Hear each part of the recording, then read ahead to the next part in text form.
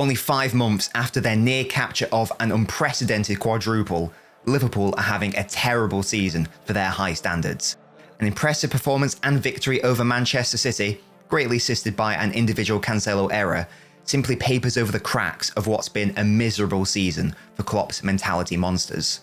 The reality is that as things stand, Liverpool are on course to match their worst ever season in Premier League history. Now you might think that sounds a bit over the top, but the numbers don't lie. After 11 games last season, Liverpool are 2 places and 3 points behind where they were in the 2012 season, their worst ever Premier League season, in which they only amassed 52 points and finished in 8th place. The results and performances have been worrying, aside from the Bournemouth and Man City games. The wins against Newcastle and West Ham were too close for comfort.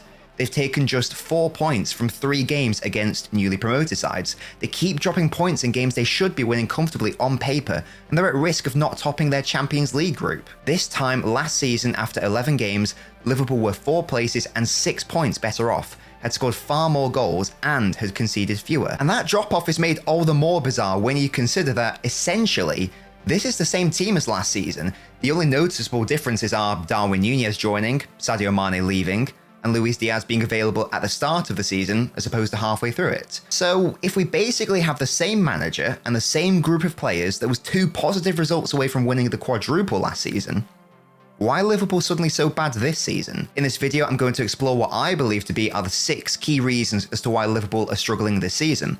Attacking third pressures, individual defensive mistakes, structural defensive issues, Trent, personnel availability, and mental fatigue.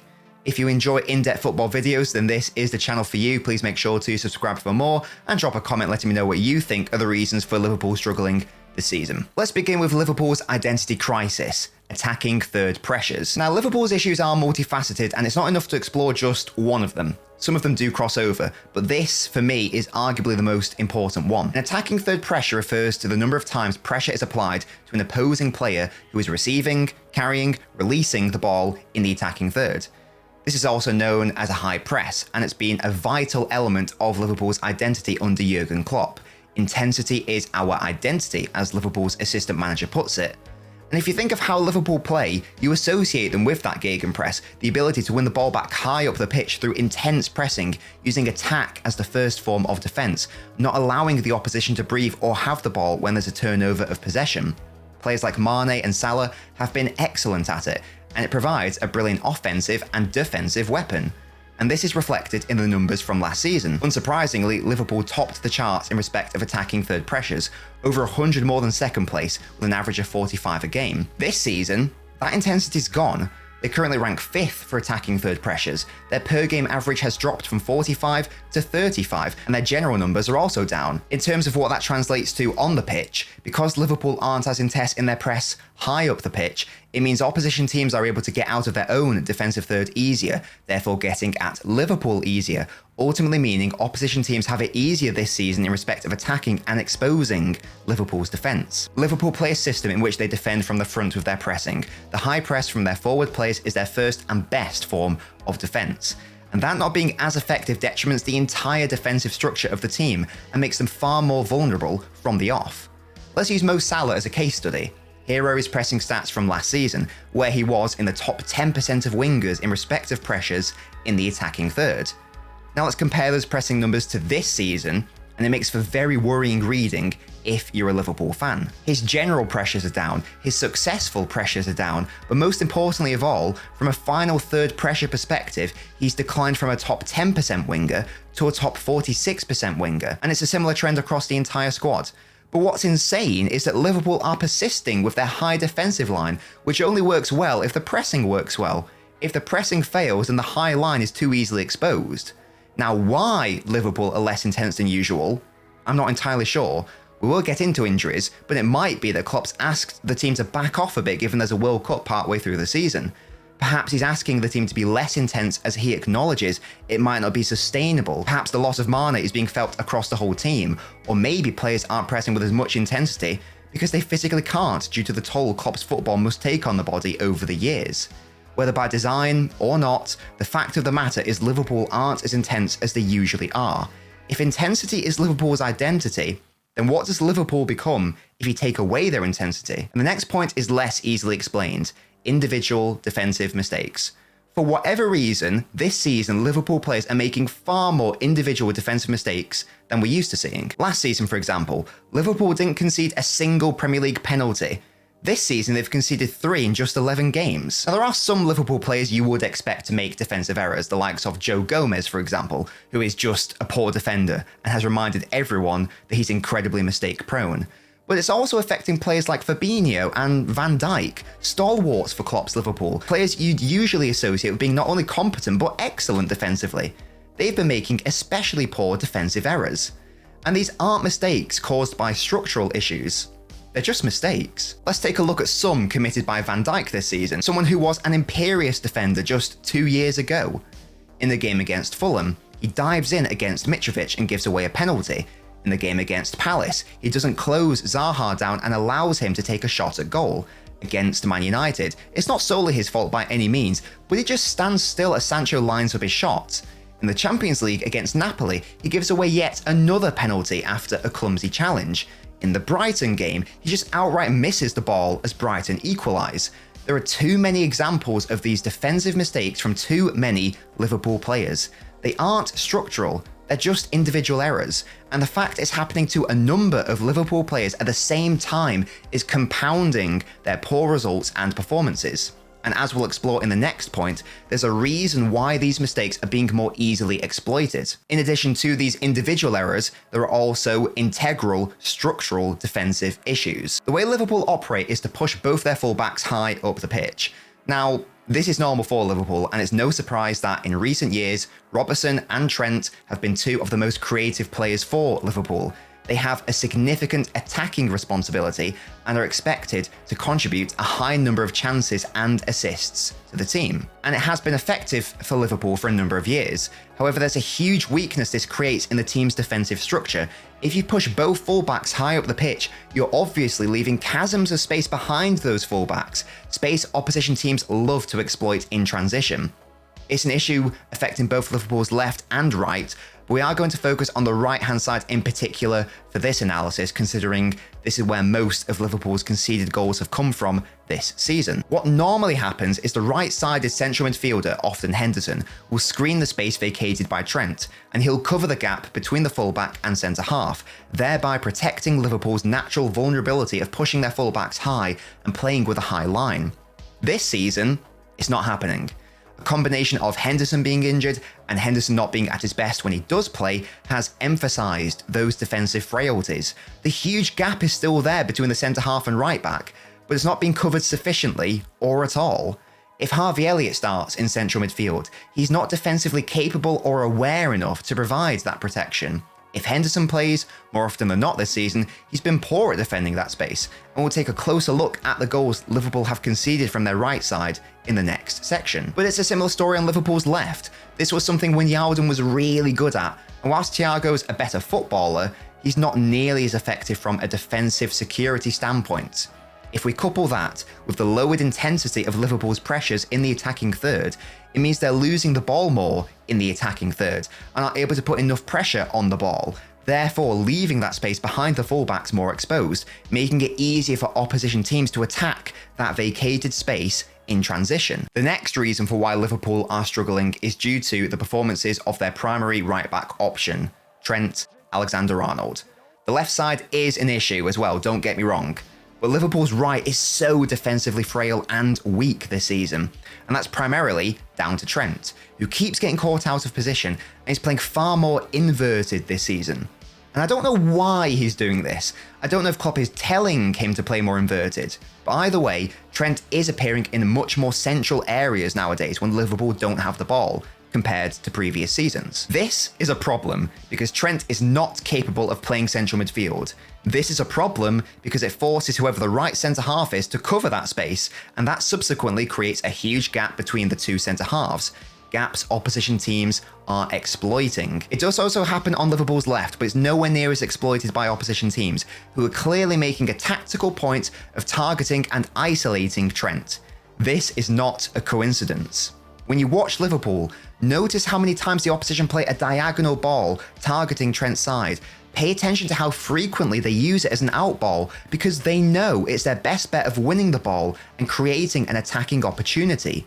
Nearly every single goal Liverpool have conceded this season has been from a ball between Trent and the right centre half, or outside Trent, or attacking Trent's goal side. Liverpool have conceded 18 goals in the Premier League and Champions League so far this season. I count 14 to have come from Liverpool's right side. The first Fulham goal, it's not a case of you can't expect Trent to outmuscle Mitrovic, it's a case of Trent doesn't even know he's there. It's a spatial awareness issue, and if he just checked his surroundings, he'd have been able to put Mitrovic off, or attack the cross, and prevent the goal. The second Fulham goal, Trent's caught out of position after Matip gives the ball away. Look at the huge gaps. Van Dijk makes an error and gives away a penalty. Against Palace, an out ball from the keeper targets Liverpool's right side. Trent and Fabinho aren't intense enough in pressing the ball. Fabinho makes a lazy challenge, and as that ball's played towards Zaha, look at the gaps between the centre-halves and the full-backs. It's too much for them to cover, and Van Dijk should probably do better closing Zaha down. Against United, another goal from Liverpool's right. Trent's beaten too easily by the 1-2. His body positioning's poor. This is a recurring theme. No one's there to cover the space. Milner and Van Dijk make a mess of it. Second United goal, Henderson does give the ball away cheaply, but Trent's hopelessly caught out and makes no real effort to try and get back either. The space Rashford runs into to score is the space Trent should be covering after he gives the ball away, but he just doesn't. In the Napoli game, 3 of the 4 goals come down Liverpool's right. First goal, Trent's spatial awareness is poor, doesn't see the run of the Napoli player. Zielinski gets his shot off, leads to the penalty. Second goal, Trent's in a midfield position for some reason. Look at the gaps that creates between the centre halves. It's an easy one too. Third goal, Trent gets beaten too easily. Gomez does make a mess of it, in fairness, but Trent fails to run back and help out his centre half. In the Ajax game, the ball around Trent is too easy. He's too inverted, as we discussed earlier. Too easy to make a run on, too easy to exploit. Against Brighton, all 3 goals come from Liverpool's right. Trent gets mugged off by Trossard for the first goal and ends up on the floor, somehow. Second goal, it's that diagonal ball we talked about which targets Trent. Trent miscontrols it, is beaten on the outside, Matip has to come and close down that space. That in turn creates gaps in Liverpool's defence, and it is a really good finish from Trossard. Third Brighton goal, what a surprise, Trent's beaten too easily, not enough pressure on the ball. Van Dijk makes a mess of the clearance, Trossard gets his hat-trick to equalise. The first goal against Arsenal conceded in the first minute. Look at Trent's body positioning. It's really weird and flat, so he can't properly turn and change direction easily. The second goal was probably the worst. Trent rushes at Martinelli for zero reason when Henderson has him covered. Martinelli beats both of them and finds Saka, who scores. Gary Neville on commentary, who knows a thing or two about defending as a right back, exclaimed at the time that he had no idea what Trent was doing for this goal. And I really don't think it's a coincidence that Liverpool looked defensively solid against Man City when Trent didn't start. Trent's body positioning has been weird this season, his spatial awareness has been poor, his positioning has been woeful, his on-pitch attitude to defensive responsibility appears questionable, and he's not even making up for his poor defensive errors through his usual creativity. He hasn't created 1 goal in the Premier League so far this season. Now, obviously not every goal we've looked at is solely Trent's fault, but it's not a coincidence. Most of the attacks are down Liverpool's right. Teams have worked out where Liverpool are weak, meaning Liverpool's individual errors are more likely to be punished. The final 2 points I want to discuss are more off-pitch explanations. Let's start with our penultimate point: personnel availability. In fairness, Liverpool haven't been helped by injury this season. Diaz and Jota are out until after the World Cup. Thiago, Konate, Matip, Henderson and more have been out for extended periods so far this season, and the right centre-half position has changed a lot because of these injuries. That hasn't helped matters. But notice how I haven't labelled this section injuries. I can only give a small degree of sympathy when it comes to Liverpool's injury situation, because a lot of it is self-inflicted. Some of the injuries are just bad luck, of course, Diaz against Arsenal for example, but Liverpool's injury crisis should have been avoidable and manageable. It's inevitable that if you play high-intensity football with a relatively small senior squad with a very consistent starting 11, you're going to pick up injuries. You have to either rotate consistently, lower your intensity, or bring in fresh blood.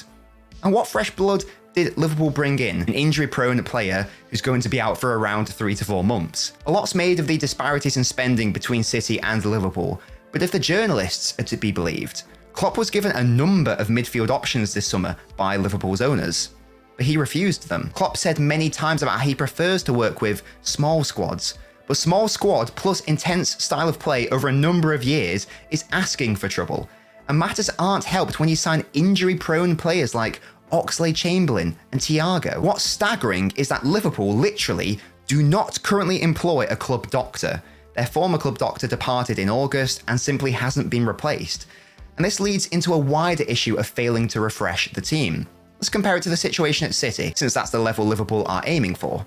Guardiola's gone on record in saying the reason he's able to keep on winning year after year with largely the same group of players is moving on players and bringing in new faces who are eager to fight for their place, who haven't succumbed to the relentlessness of the demands of Guardiola. It's about moving on players when they aren't necessarily in decline. Think of the most recent window for City, when Guardiola sold Sterling, Zinchenko, Jesus, players still at the highest level who could offer a lot for City, but Guardiola nevertheless sold and replaced them, mindful of the need to bring in fresh blood with those sales. This is what Liverpool have failed to do. The starting 11s from this season are largely the same as the starting 11s from 4 or 5 years ago. Alisson, Van Dijk, Trent, Robertson, Matip, Fabinho, Henderson, Milner, Salah, Firmino. These were all stalwarts for Klopp from the beginning of the 2018 and 2019 seasons and still starting most matches in the 2023 season. Alisson is 30, Van Dijk 31, Salah 30, Robertson will be 29 by the end of the season, Fabinho's 29, Firmino's 31, Matip's 31, Henderson is 32, Milner's 36. This is a group of aging players who've been outrunning and outpressing their opposition for the past 4 to 5 years. It's in dire need of refreshing. But instead, Salah's offered a new contract and Klopp refused the midfield options presented to him. The team's probably reached the end of its cycle. And it's not a case of Liverpool can't spend as much as City. That comparison's a bit of a red herring. In an era of FFP, they can. It's a case of Liverpool haven't been willing to bring in sufficient cover or replacements, whether through owner investment or player sales. Is it really any wonder that Klopp's managerial tenures all tend to drop off significantly in and around his 7th season? It happened with Mainz and Dortmund when the exertions and demands of Klopp, coupled with his infamously small squads, caused the teams to crash. It's now Liverpool who are being outrun. It's Liverpool who are losing the sprinting stats battles. And it's no wonder injuries are piling up. If a senior player is out injured and then their replacement, who obviously hasn't been training with the same intensity as on a match day, is thrown into the team and expected to up their intensity significantly for the match, should we really be surprised if a domino effect of injuries takes place? Some injuries are bad luck, but it appears that history is repeating itself, and Liverpool's failure to refresh the squad is costing them this season. It's simply not viable to play with that intensity consistently without refreshing the squad. The final point I've considered is mental fatigue. Lots of people like to use fatigue as an explanation for why Liverpool have been poor this season. They played every game they physically could last season. They're a year older. They play with high intensity. Of course there's going to be a drop-off. Now, I'm not sure I buy that as an explanation. There are far more compelling reasons at play, which we've touched on in this video. Looking at physical fatigue of playing all those matches, Liverpool only played a few more matches than City did last season. Cancelo featured in more minutes than Trent did, and the season after the 2020-21 season, in which City played in all but one of the games they could have played in, City were brilliant and defended their title the following year, so I'm not convinced by a physical hangover from last season. I do, however, think the mental aspect will be impacting the Liverpool players significantly. Last season was being billed as their year, the opportunity to go down as the first team in England to win the quadruple, to surely be immortalised as the greatest team England's ever seen. They came so close, yet so far. City were 2-0 down in the 75th minute in the final game of the Premier League season, but they scored 3 goals and won the Premier League ahead of Liverpool. Liverpool then lost the Champions League final. To be 2 goals away from the quadruple, only to end the season with neither of the 2 most important trophies, was surely a huge mental drain on the players. How do you rally yourselves to go again next season when you came so close to immortality, but failed at the final hurdle? As noted earlier, this is largely the same team from the past 4 to 5 campaigns, a team once labelled as mentality monsters. My question is whether that desire and intensity has vanished from a mental perspective, given the draining events of last season. I do think there's an element of that, absolutely. And when you have this mental fatigue and you add it to the waning intensity, you add in the individual errors, the structural issues, the failings of Trent, you consider the confusing nature of Liverpool's recruitment policies in recent years, you end up with a Liverpool team which cannot compete for the title. We're less than 30% of the way into the season.